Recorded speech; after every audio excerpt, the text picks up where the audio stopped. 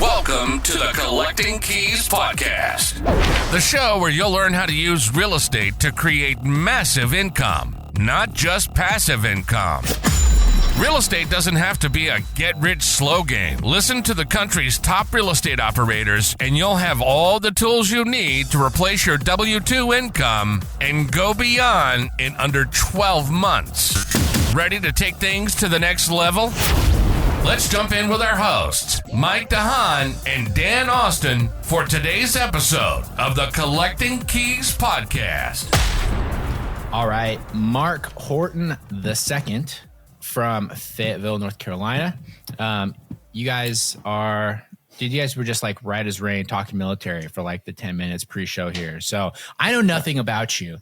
So you guys are obviously best friends because you and Dan immediately bonded with your military background. And I can tell just by the number of like 3-letter acronyms and things that you were throwing around that you guys speak the same language. So for the rest of us, give us a little breakdown, who you are, what you do, and what exactly your business looks like right now. Yeah. So who am I? My name is Mark Horton, obviously. I am a National Guard soldier. I got my career in real estate when I came down here to Fayetteville, North Carolina, to Fort Bragg when I was doing the Special Forces qualification course. While I was in the Q course, I got my real estate license. Also during that time, my dad was getting sick, and I wanted to figure out, as I was starting to have kids, how I could set up a legacy to pass down wealth to kids. And also initially I didn't have a job. So I wanted to find the easiest way to live free while I was building up my real estate portfolio and becoming a real estate agent. So I initially typed in how to live for free, and VA house hacking came in, and I found out what a VA house hack was. I started reading about that, and then I was like, oh, well, I kind of like this because I don't really understand stocks. I'm not a tech guy, but I do know how to fix electrical, and I could go on YouTube. So from there, I reached out to a girl named Shelby Osborne. She was up and coming real estate person at the time, and she and one of her other agents helped me buy my first couple investment properties. I bought a triplex with my VA loan and was able to house hack it, live for free, and it really interested me. And then I figured I'd get into becoming a real estate agent at the same time because I could look at houses. I knew how to do some of the construction, and I had a big signing bonus coming. And I used that bonus plus a little bit of extra money I had saved up for when I was a police officer. And I started buying houses before COVID for like 60, 57,000, 64,000. And I was still buying at the beginning of COVID, gained a lot of equity at that time because of that. And during that time, I initially was actually co-hosting Airbnbs for people because there was a need for that in Fayetteville. Airbnbs were coming very hot. There wasn't really a company that can help do the guest communications and coordinating the maintenance stuff. So that was actually our first company while I was becoming a guard bum. And a guard bum is someone who isn't active duty, but they jump on a bunch of active duty deployments or schools to make up for money instead of having a real person job. It's for us people who don't want to grow up even in their 40s or 30s. So I'm still that. I still do that. And at the same time, I started growing my real estate business, started working with clients. You know, you do 2 deals, 3 deals, and the next year you're doing 20, 30 deals. And I've kept that going. I specialize in investor clients mainly. And during that time, as we continued to grow, I continued to grow my real estate portfolio to where I got up to about 21 doors at one point. And I think there was a need, or maybe I just didn't find the right property management company. So I decided to open and start my own long-term property management company called Pineland Property Management. And that was that was within the last 16, 15 months that we've opened that business. And in our first, that time frame, we're at 130 units. I've sold a couple of my own personal properties just to pay down some personal debt, and also to be that guy who's actually looking to pay off their primary residence. So I have less money that I need to pull out, but I'm still going to keep my loan debts for my real estate portfolio because someone else is paying those. Yeah. A lot in there, from agents to starting a couple companies and then guard bumming. It's kind of what I do. Yeah. No, I love it though, because you're a hustler, right? You're a real estate entrepreneur. and it sounds like you touch so many different parts of the real estate industry. I guess how come you sort of chose to do that as you were finding sort of like your bigger picture goal here, which is the property management company? I guess what was your reason for doing the agent plus the investing plus the Airbnb co-hosting plus, obviously now you're doing some media stuff, plus you're in the National Guard. That they all say you're supposed to just like have your one thing and be really good at it, but you kind of touched all of it.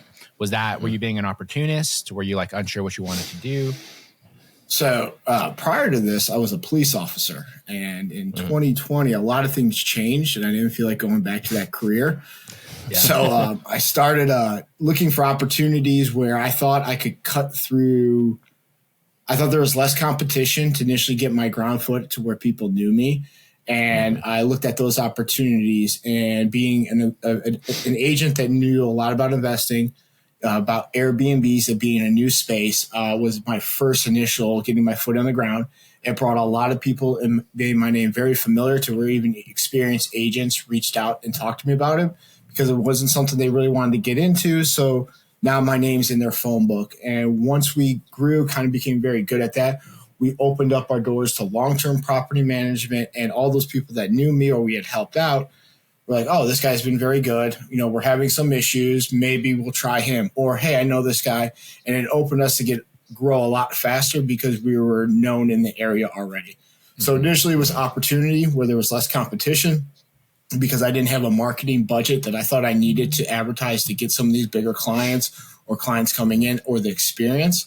And then once I had that experience, once I became, hey, he does everything. He's been an agent 4 or 5 years. Every deal he does, maybe he doesn't go exactly the way, but he's been honest all the way through.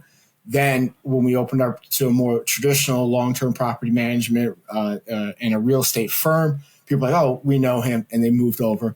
And I do have the advantage of, if anyone's aware of what Fort Liberty is, it's the home of special operations. I have a lot of Green Beret friends here. So once I opened up my door, I got a flood of them as they're PCSing or leaving the military, but they still want to rent their house. I am the guy a lot of them go to. I was going to ask you that. That's brings up a good point. It seems like to me that what you're doing is unique. Like there's not a lot of guys that I met or ladies when I was in the military that had the time or capacity to become like entrepreneurs or real estate investors.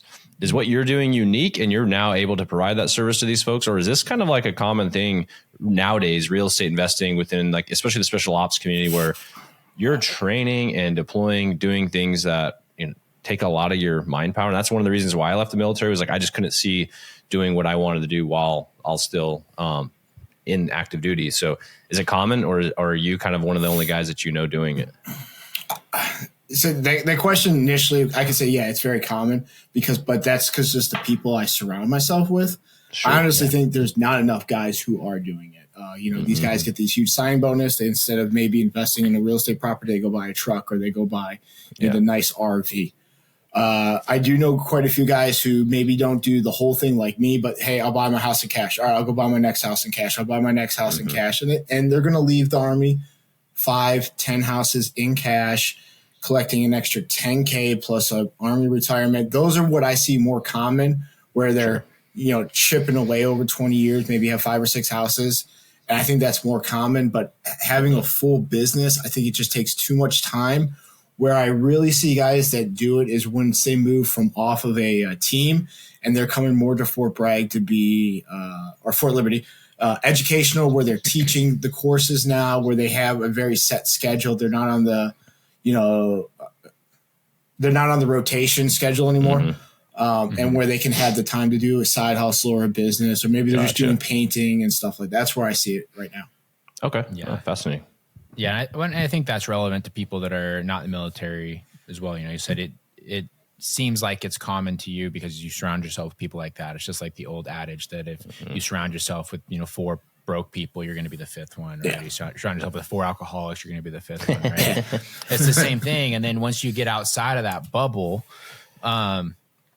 like a lot of people aren't necessarily taking advantage of the different opportunities that are there. And, talking about balancing time with being in the military, the same thing can be said for a lot of W-2 employees as well.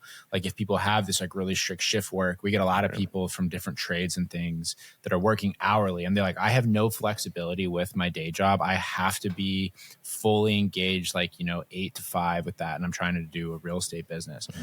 It's going to be hard. Like you're not going to be able to do that. Like there's a reason that you see a lot of white collar people that are able to build successful real estate businesses.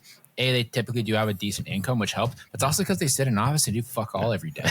Right. Well, so like firefighters. Let's not leave the firefighters out of this. Yeah. And firefighters. Because they work, a day and a half a week. So they got nothing but time. But those regular W-2 employees don't get called back in the middle of the night if someone loses a pistol and the whole range gets shut down. That is true. That does suck.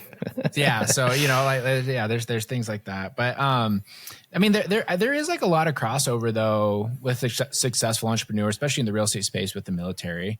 I mean, I feel like that's like that and corporate engineers, I would say, are probably the two most common like previous employments that we see people that have on the show. And you think that's because, I wouldn't say it's because the military has a ton of really strong financial education. In fact, I think it's quite the opposite, right? Yeah. But is it because they instill a mindset of how you have to like take care of yourself? They instill discipline. Like, what do you think really drives that? I think it's a combination of stuff. It's people who know how to use the system, because we have a huge advantage with the VA loan. 0% down, other than a couple closing costs. You can buy multiple houses with, as long as you have the DTI to it. So the barrier to entry for a service member who isn't going to go for the bougie house, but go for a realistic house, the first couple ones, is super easy. It's super, and your return on investment can be very high because you put so little down. I think that's the initial barrier. And then I think the second thing is it actually goes to what we recruit in the military. Usually people from affluent households don't usually need the military. It's people who maybe there's a reason they have to go to the military to get out of a situation. They need the money. So once those people start seeing the money, a lot of them will just go blow it on stuff. But some of them are like, hey, I never want to go back to that. And all right, how can I use what I'm getting now to keep advancing my situation? Okay, now I have someone who's taught me discipline, who's taught me, hey, if I need to work 16, 24 hours, I can do it. And I'm not in a high stress environment, but I'm doing it for my own family success. I can turn that switch back on when needed. Now I'm getting a little bit older. I don't want to turn that switch on. I try not to. I've hired other people, but it's a switch that a lot of us know, especially if you've been to some advanced schools. I see this little Ranger tab over there. All right. I got a Sapper tab, not as cool as this dude. But you go to these advanced schools where you stay up for 3-4 days with lack of sleep. You know how to turn that back on when it's for your own business. You did it for $32,000 a year. When you're doing it for $500,000, it's a lot easier. Yeah. Mm-hmm. Yeah, that makes a lot of sense. No, that's cool. And then I also feel like there's just an intrinsic level of trust that exists amongst other service members as well. And once there's that relationship established, it's probably very easy to get clientele and to do business together. Like, so I never served, but I lived for a number of years in Puyallup in Washington State, which is right by JBLM, which is where 2nd Battalion is. And like the inside baseball that would go on amongst all like the, local Rangers or the Army guys there, it was ridiculous. It was so just like flagrant, some of the ways that they would like do business, or the things that if you weren't one of them, you weren't even able to be included in it. So I think anything like that creates it's a lot of tribal community, which is real estate too. Like, right. We have a lot of tribal communities, and like, if you're part of a community, a lot of times you get afforded the benefit of the doubt, so to speak, which, Mark, there's some dirtbags in the military, just like anywhere else. And so like, sometimes guys can provide a little bit too much trust where they shouldn't have, but you get bit by that, and then you never do that again. Right. So, yeah. So stay everywhere else. Let's talk about your property management business and the systems that go into that, because you're still active. So you deploy, but you're responsible not just for your own properties, but you said you have 120, 150 units. Yeah, we're at 130 doors now, active. Okay. So, that's been a big jump in like 16 months. Yeah. I mean, So like, how do you manage that when you're overseas doing it as whatever it is you do? so initially it was putting out fires. It was just like just doing as much as we can to stay afloat. I think some of the advantages I had now, I had other people that I understood how to hire people for very specific tasks because I've already built something else up. So this I call it my second go around of establishing a company. I knew right away, bookkeeping, nope. And I personally was in a little bit of a better financial situation when I initially did it.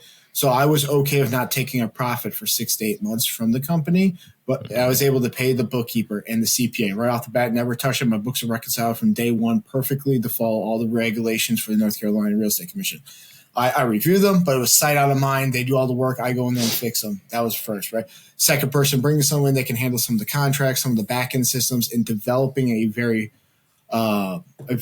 system that flows where I could just click a couple buttons, 20 minutes, I have a property listed, all the contracts are signed, bring that person out. And I knew once I sat down after a couple months, after like my first 2 months where I needed to put people, I knew how to evaluate my 80 to 20%, what stuff I didn't want to do, my 80% and the 20% I needed to do. And as soon as I got those, I put the most lowest value or the ones I knew would frustrate me the most and hired those out. So it was just the experience with having built a company in the past, knowing where to go to. So while I'm overseas, I can have these people running. I have to check mark some boxes. And now we're at a place where I'm actually hiring someone to be the broker in charge while I may be gone for 6 months or a year if I have to be in the future, that has already experienced, because I didn't need the money at the beginning. I got to grow the company. I bought the systems that my company wasn't ready for at the beginning, but we have grown into. And it was the best option for me, believing that I was going to grow the company to that. And it was beneficial. So there was a little bit of a gamble, but I was okay with it. Yeah. What kind of like checks and balances, I guess, do you have with that? Because I mean, this is a conversation we have with entrepreneurs in this space all the time. Is they're worried about management. They're worried about like, what happens if my A player leaves? Like, they're in their own market. I mean, you could be in whatever African, Eastern European, Middle Eastern country, like helping people evacuate from whatever crisis. It's not like you can just like jump in and start taking the sales calls or trying to fix these client relationships. You must have, is the checks and balances, is it technology driven? Is it like through crossover of staff responsibilities? Like, do you have like middle management? Like, what does all that look like? So checks about, I think it's a couple of different fronts, right? Technology, we are heavy tech setup. We can't, like I said, we initially did Airbnb, so we probably went right into the tech side a little bit more than a lot of probably older people who don't understand that stuff. But I think I know the other important stuff is when I hired people for specific roles, I hired established people in my market and paid them what they were worth. And so when people call and like, hey, who's doing this? Oh, it's Katie. She works for Sleeves. She also works for this person. You've seen her in the market for 10 years. Hey, Kimberly's over here now. Oh, she used to work for that property management company. She has her own real estate firm, but she's helping me with property management. So it was established people who understood the jobs ahead of time, and me not being so arrogant and sitting back like, you have to do what I say. No, we have a meeting. If I can't defend one of my positions, I always say, if I can't defend one of my positions, then we have to reevaluate it. So and then cross-teaching everyone a little bit of each one's job. So if I do have a player that goes out, I can have one step in. They might not be as great, but having SOPs written out so they go to their Google Drive and like, okay, I have a Google Drive. I have it written out. Oh, let me click on the video that's associated with that document. And they can watch on how to do it. It's going to take longer, but they have a step-by-step video in a Google Drive and SOPs written out. Has helped us being able to mitigate if there is someone that goes down for a little bit. Man, I love that. Like, that's probably just right out of the Special Forces handbook too, of like, everybody in a Special Forces team has their skill set and their task, but you are somewhat cross-trained on everything, right? Everybody probably knows how to save each other's lives if somebody gets shot, right? There's some things that you just have to. So I love that. That's actually a really good practical use of probably your military training coming into business. That's awesome. One thing also I want to know, because Mike and I were just talking about this the other day, where you noted like, I was willing to not take pay from my business for 6 to 8 months while you built the proper systems that were going to be set up for where you wanted to go. A lot of people get so caught up in like, oh, I need to have profit right away. And that's just not the case when you're standing up a new business. And you said this, you had stood up other businesses before. So you knew that, and you knew going into that what needed to be done. And so you were just taking those steps and saying, hey, I'm realistic. I'm an entrepreneur. Like, I may not take a paycheck here, but that's because I need to reinvest into the proper systems. So awesome. I like that. One question I have on this property management business, just because I'm super curious. You said you have 130 units. Mm-hmm. Mike and I talked to a lot of people that decide to start property management companies. That's not something we've ever really wanted to do ourselves. But I know there's a really strong, repeatable business model there. So when it comes to like the profitability of these businesses, what do you look at? You're like, when somebody's like, oh, I have 250 doors or I have 100 doors, is there like how, you know, you hear about real estate investors like, oh, I can just look at a deal and it's a 1% rule. I know all cash flow.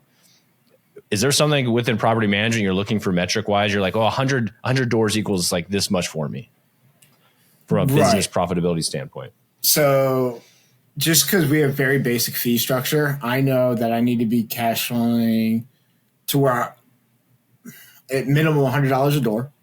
I have a target range of the houses that I specifically look for that I feel like my team works best in.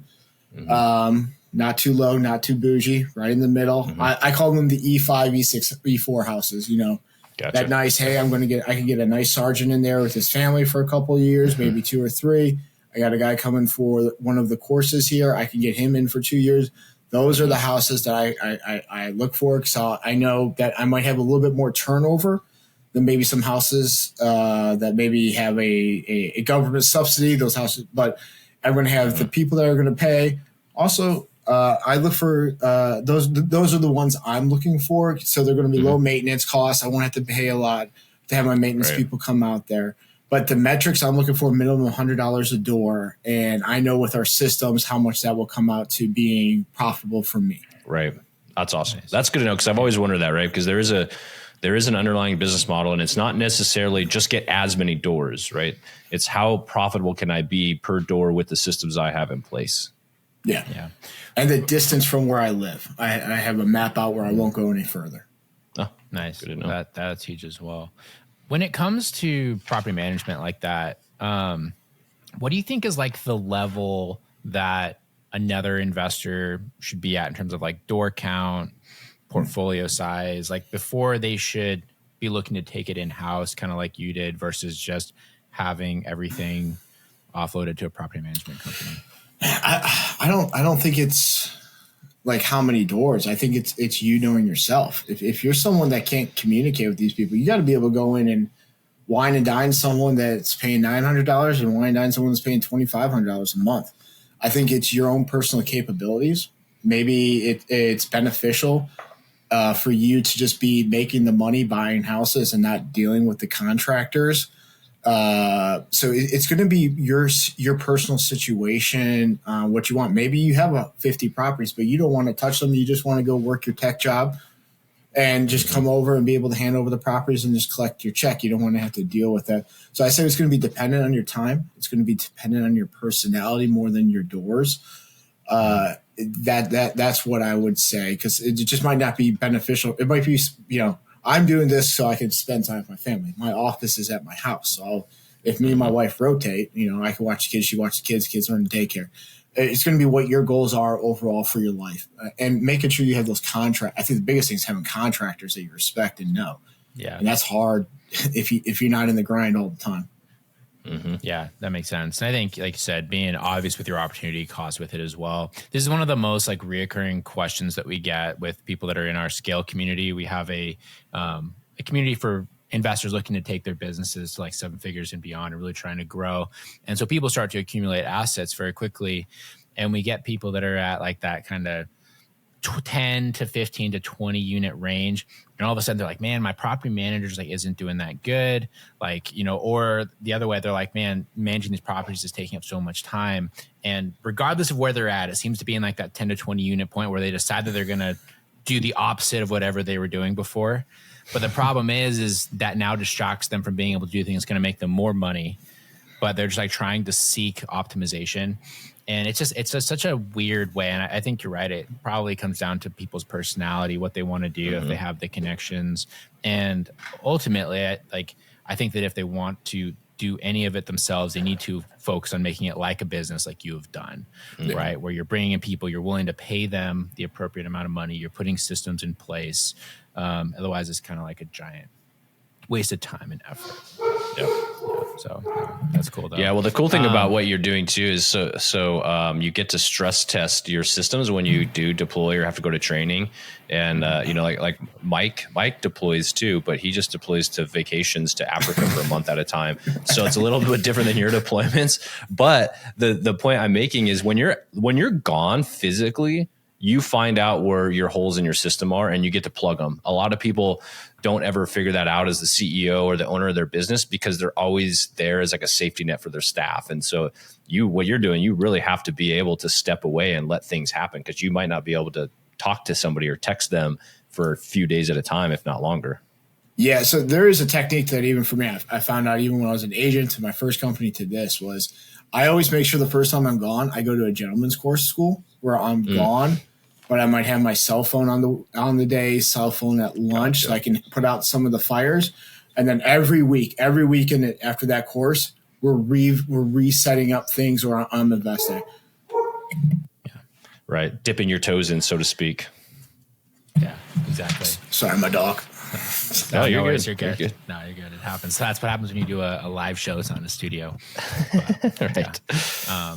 So, all right. So that makes sense though. So I guess what are your sort of aspirations with your business? Are you looking to make this property management business your primary thing? Are you using it as kind of like a means to the end to buying more investment properties? You said you're looking to pay off your primary residence. I am curious what the mentality is behind that as well. So initially it's just a means to bring in more income to help grow. So let's start paying off the primary. My goal is I don't have any personal other than my primary. I want to pay it off just because I think it's a mental thing because I've gone broke a couple of times in my 20s from losing different jobs. Mm-hmm. And then there's always the if everything happens, I can hunker down in my house with my dogs, my guns, and my truck, and I'll be okay. It's just it's literally just a mental thing. And there is a part of it where I'm still deploying. I'm still going to active zones that if something does happen, even though we do have quite a bit of real estate, I don't want my wife to be burdened with our kids, knowing that the house is paid off. She'll have like 15 doors of rental real estate for the rest of her life. She could just chill out and make sure the kids are raised the best they could in that type of situation. So that's basically for me. I know the math. I've done the math. I know it doesn't make sense from that point, but from putting my wife in a strong strategic position, or even me being like, maybe one day I just say I'm done. I need a year break. I don't want to work. I've been military cop since I've been 21. I just want to take a break, and I don't have to worry about making money because if I need $4,000 or $5,000 a month, I make that already from my rental portfolio. Mm-hmm. So that's for that. And then aspirations of the company, I personally want to keep growing it. I will believe that I'm going to cap my company locally at a certain number. And I've talked to a lot of people who own management companies, and I want to cap it for two reasons. One, I want to be able to give the best service to my clients as possible. And the second reason is I've talked to a lot of management companies, and they say after you grow so far, you lose that ability to talk to all your owners, all your clients. So I want to cap it at a certain amount, but I do want to open up doors in other places. I have a couple marked. I'm not going to mention them right now, but I do have a couple cities that I really want to get into and have a couple of their offices. Right on. I like that. I like both of your thought process there too, because there's no right or wrong answer to paying off your primary residence or paying off any of your debt. But you have a really good reason why, like that I've heard, like you are still going into dangerous, war zones and stuff like that. And so having some comfort for your family is obviously as good of a reason as possible. And yeah, I get it. You might come back from some long deployment and say, I don't want to do shit for a year. And you just want to be able to live off your cash flow. That's like a super good, I think it's a super good plan of like putting that in place. But also the property management thing, that makes a lot of sense because Mike and I have dealt with property management before, not owning it, but with other property managers. And there gets to be a point where they really do turn into crap. And sometimes it's not when you start, but all of a sudden they take on a bunch of units. Like it might even be that they grow too many units too fast and they're not even at their cap yet, but they haven't realized they need another property manager in their business. And that shit end of that stick is you getting a very costly lesson, which Mike and I have lost tens of thousands of dollars over periods of time from poor property managers. What does that, like, for you, what does that cap, like, I guess, look at from where you're at now? And is it because you won't need to hire any more staff when you hit to that cap, and that's where you're going to be at? Like, your business system is set up now and you can just basically hit that cap and be good? I would have to hire, I know, probably 2 more affiliate agents to help out with that cap. The systems, everything else would be in play, no problem.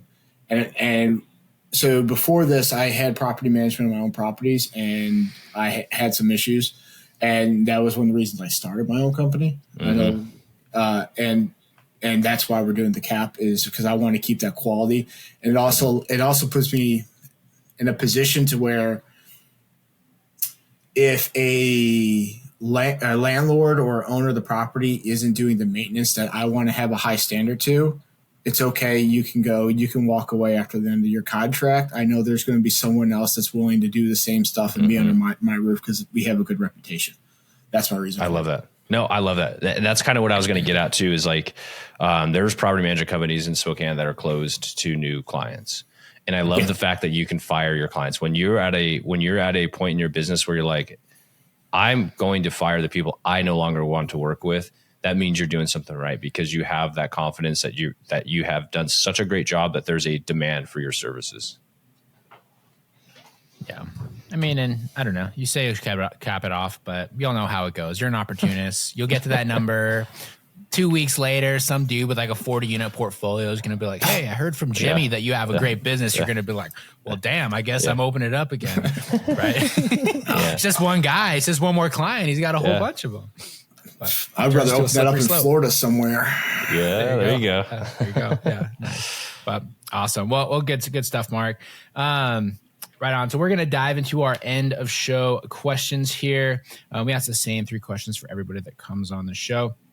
And our first question, which is always a group favorite, and I'm sure that you have a couple of these at least, but what is your craziest real estate investing story? And this can be a big win. This can be a big loss. It could be a crazy tenant. It could be a crazy transaction. The only rule is it's not allowed to be a story about finding a dead person in a property, because we had like a bunch of those in a row a while back, and it turns out everyone's done that, and it's never like a fun story. It's just kind of like depressing and weird. Man, I think my craziest, I have 2. I have a crack house that I bought that turned out to be an amazing deal. And that one, we bought a crack house that was in this, like, it was this little street that was surrounded by all these nice homes. And we were the first one to kind of like delve into this street. And we bought this crack house, and we're still pulling glass out of the front yard. But that was a house where we found drugs. We found crack, no meth, because if it's meth, we have to disclose. It was all crack. It used to be a cop, so I was able. On record, no meth. Yeah. He tested it. Yeah. No, it's just I think we found a gun in the crawl space, just rusted out. So that would probably be the crazy. We had to gut that whole house. That would be kind of the craziest thing that we've ever really gotten into. I mean, I get into tenant disputes all the time. I get into issues with Airbnb tenants. We've had everything from porns being shot at our Airbnbs to paid for parties where 160 people are there, and we had to call, like, the police had to be called because they were doing donuts. I don't know. I think because I've seen so much because of the different hosting, like, it's just all just another Saturday for me. You're just jaded, right? Yeah. What's your craziest tenant dispute that you've had? Oh my God.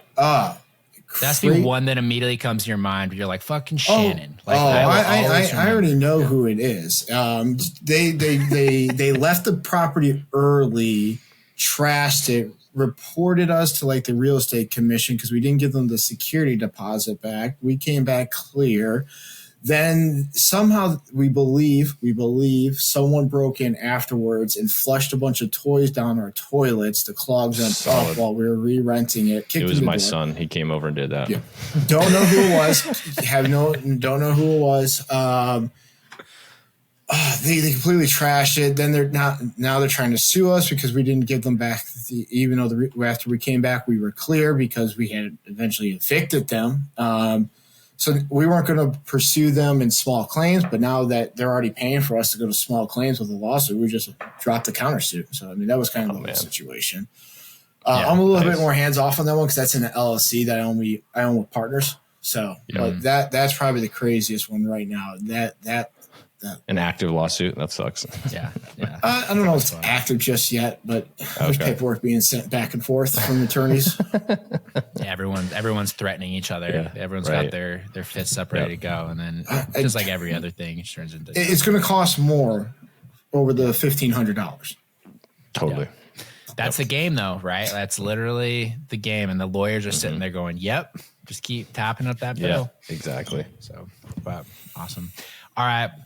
Second question, what is the number one tip you would have for a small-time real estate investor looking to take their business to the next level? Understand your weaknesses. Be able to walk through it, but don't be great at it. There's no reason to waste your time on perfecting your weaknesses. Understand where your capabilities are. Don't be arrogant, and outsource it to someone else once you understand a little bit of it. Be able to kind of talk it so you at least understand what they're saying, but outsource it. Don't waste your time. Lean into what you're good at. Kind of bring up your weaknesses, but outsource it to someone who is proficient at it. That'd be the first thing I recommend. Good advice. Yeah. And I think a great bit that you added on, we were talking about that earlier as well, is you pay those people what they're worth. There's like this thing with like, I don't know if it's because we always have cash crunch issues in real estate or what it is. We have so many people that we talk to and they're just trying to figure out how to like not pay people anything. Yep. And it's and that goes back to that goes back to the idea of like you have two ways to make more money. One is reduce expenses or grow your revenue. As a business owner, get your ass out there and grow your revenue. Pay the people what they're worth. Yeah. Exactly. I explain to my team all the time, like, hey, or not all the time, but when we talk, I was like, you'll always eat great at my table, but when my table, I'll eat nothing so you guys can eat great. But when there's a surplus, I'm going to eat really good. It's going to be my surplus. Right. That's a good way to put it. Yeah. There you go. It's called capitalism. That's how it works. Right. If you don't want to do it, hunt your own dinner. Don't expect it to be provided to you. True. But awesome. All right. And then last question, Mark, where can people find you, follow you, and reach out to you? Follow me on Facebook and Instagram at Mark Horton _II, or the second. Pineland Property Management, Instagram as well, and Facebook on both of those. And reach out to me on pinelandpropertymanagement.com. Those are kind of the best ways to get at me right now. And I am still part of the 5 Pillars team with Shelby Osborne. I'm one of her OG agents he ever brought on. So I've been with that team since she really started with EXP. And I still do sales and listings through EXP at this time. Cool. Okay. I love it. You said Mark Horton _II. Yep. Well, I shot you a follow. And is that a Belgian Malinois? Is that your dog? Nah, German Shepherd. German Shepherd. Some asshole left him, called us, said, hey, he's moving out of our house.